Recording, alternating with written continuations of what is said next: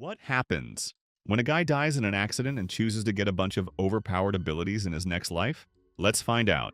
A god accidentally caused Kelvin Celsius's death, so the goddess of reincarnation gave him a new life in another world. In exchange for losing all his past memories, Kelvin got powerful new skills. He wakes up in a forest and finds a message from the goddess explaining his new world and abilities. Discovering he's a summoner, Kelvin heads to a nearby town to register as an adventurer. To avoid attention, he calls himself a green mage instead. For his first quest, he hunts blue slimes. Using his appraisal eye, he studies them and tries to weaken one with a wooden rod.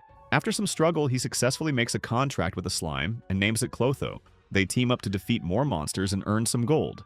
Back in town, Kelvin notices a slave trader selling a half-elf but moves on. He stays at an inn, eats, and continues monster hunting with Clotho the next day. At the Adventurers Guild, Kelvin learns he's been promoted to E rank. The receptionist, Ange, warns him not to take higher-level missions alone, since he still hides that he's a summoner. She advises him to upgrade his gear before trying for D rank. Soon after, a D rank adventurer named Cashel suggests they both take on a quest to defeat the Black Ghost Knight. When Cashel tries to recruit him, Kelvin declines, and instead challenges him to see who can finish the quest first. Cashel plans to ambush Kelvin with his shady teammates, but Kelvin sets traps in the castle where the monster resides. Using his skills and his evolved slime, Clotho, he defeats Cashel's group. He then faces the Black Ghost Knight, whose real name is Gerard. After learning about Gerard's tragic past, Kelvin duels and defeats him, forming a contract with him. The next day, Kelvin reports back, hears Cashel's team was arrested, and gets called up for another promotion. Kelvin meets Leo, the Guildmaster of Parth, who congratulates him for defeating the Black Ghost Knight and exposing Cashel. During their talk, Leo asks if Kelvin is a summoner. After some hesitation, Kelvin admits it, and asks why Leo never acted against Cashel. Leo explains that Cashel was a noble from the Tryson nation and couldn't be punished without proof. Leo then says he's met otherworlders before, the heroes of the Holy Empire Duramis, and wants Kelvin to help protect the town in their absence. Kelvin agrees after hearing the rewards offered. Later, the innkeeper Claire congratulates him for reaching B rank. Curious about the heroes, Kelvin asks Melfina for details, then decides to buy a new party member. He returns to the slave market and purchases a cursed half-elf named Ephil. Using his magic, he breaks her curse, and the two start working together. That night, they end up sharing a room, leaving Kelvin too flustered to sleep. A month after buying Ephil, Kelvin helps her train in the dark purple forest by defeating monsters and improving her skills. After reporting their success at the guild, Ange tells them one more quest will let them take the rank-up exam. She then invites Ephil for sweets, dragging Kelvin along. At the cafe, Ephil feeds Kelvin cake, causing a small scene, which grows bigger when the rude Prince Tabra and his guards interrupt. When Tabra insults them and demands Ephil, Kelvin quickly defeats his guards and uses magic to put the prince in his place. Later that night, Ephil thanks Kelvin and they share a quiet talk.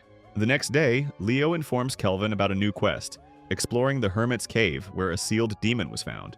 Kelvin, Ephil, and Gerard investigate and meet the archdemon Victor, who reveals the chained woman is the demon lord's daughter. Victor plans to absorb their power, but as Kelvin grins in excitement, it's clear he's ready for another tough fight. Kelvin excitedly faces Victor, who summons a group of demons using dark magic. Kelvin and Gerard team up to defeat them, but Victor hides and tries to attack from behind. Kelvin senses him and counters with his magic, while Ephil joins in with a blaze arrow, burning Victor's arm. Gerard finishes by cutting off the other one. Victor powers himself up with a dark spell, forcing the group to fight harder. Working together, Kelvin, Ephil, Gerard, and Clotho unleash a combo attack that finally defeats him. Before passing out, Victor admits he only lied about eating the demon girl, Sarah, to make them fight seriously. He reveals he was her guardian, protecting her until the right time. After freeing Sarah, Kelvin brings her back to town, disguising her with a hairpin. He reports the mission and is promoted to rank A. Later, the group celebrates at the inn as Sarah quietly starts adjusting to her new life. Kelvin officially makes Sarah one of his tamed companions. He and Ephil show off their new S-rank gear. Gerard gets a new sword, while Sarah's weapon, Arendite, is made from Victor's armor. Later, during a wagon trip to Taraj, the group is attacked by the Black Wind Bandits.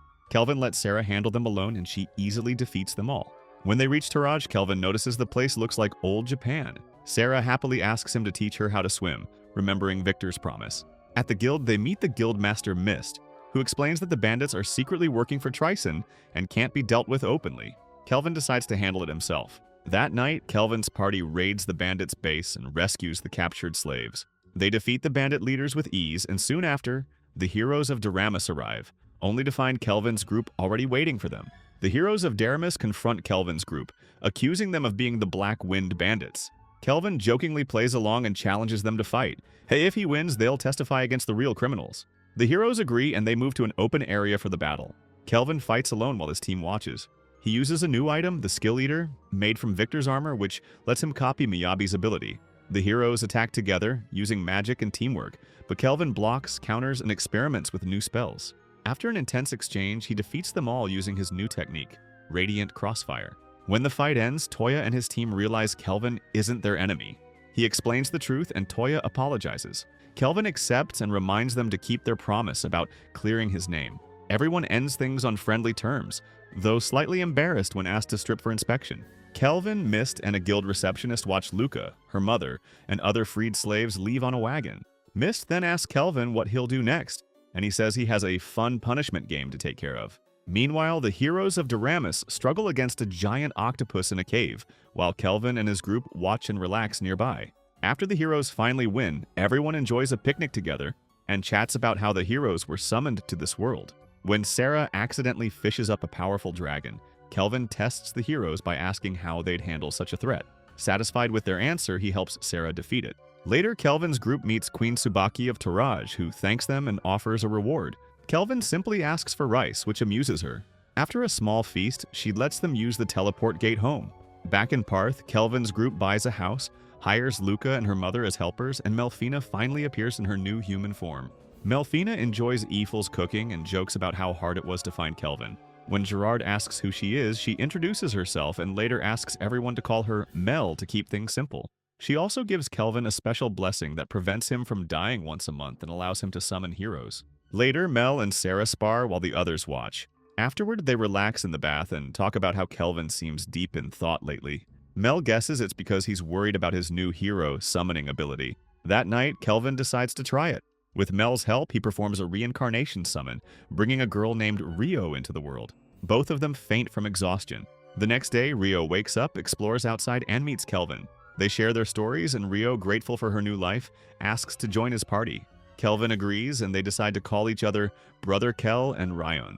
Kelvin wakes up at night to find Sarah, Mel, and Ryan sleeping beside him.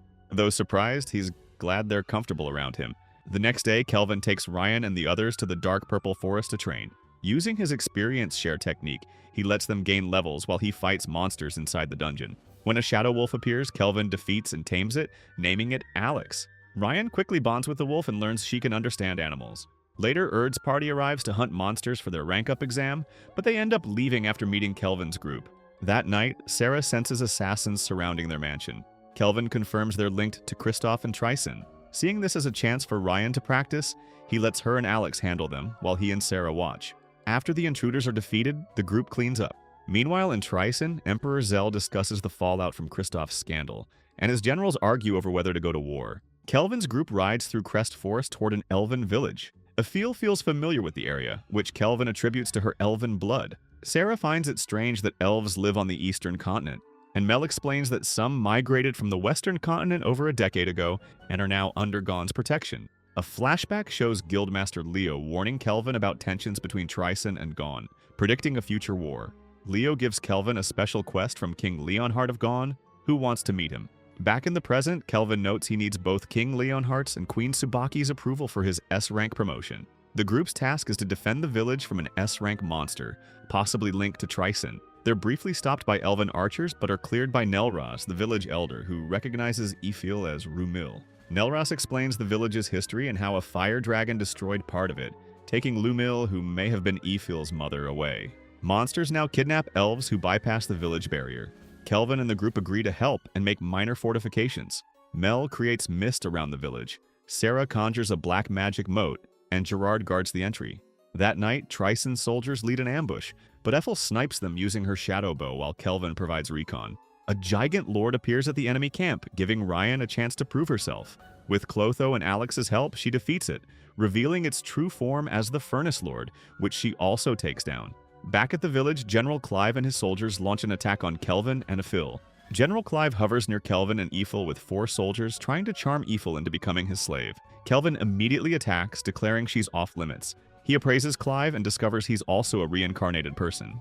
After sending Eiffel into stealth, Kelvin turns the mountain he's on into 4 obsidian javelins, but Clive blocks them with his helix barrier. His charmed soldiers attack Kelvin, claiming they serve him willingly because he's handsome. Eiffel breaks Clive's barrier with an arrow and Kelvin summons 4 golems. Clive has his soldiers deal with the golems while he fights Kelvin. During the fight, Kelvin breaks Clive's barrier and scars his face, though Clive shatters Kelvin's staff, which Clotho devours. Clive then casts Tempest Barrier, creating a violent windstorm, but Kelvin powers up his Blackstaff Disaster S and destroys the barrier, slicing the top of a mountain and Clive's legs. Before finishing him, Kelvin is interrupted by General Phase, who reveals he masterminded the attack on the elven village. Phase refuses to hand over Clive, and Kelvin calls the fight a tie, returning to the village to recover. Back at the village, they celebrate with a banquet. Eiffel gives Kelvin her mother's medallion, which he attaches to her hair. She pledges to serve him for life, and he happily accepts. Leonhart Gone, disguised as a little elf girl, informs Kelvin that he passed his S-rank exam with the official promotion ceremony and mock battles in 4 days. Kelvin is excited for the upcoming challenges. This is where the story ends for now. Subscribe to see the next part. See ya!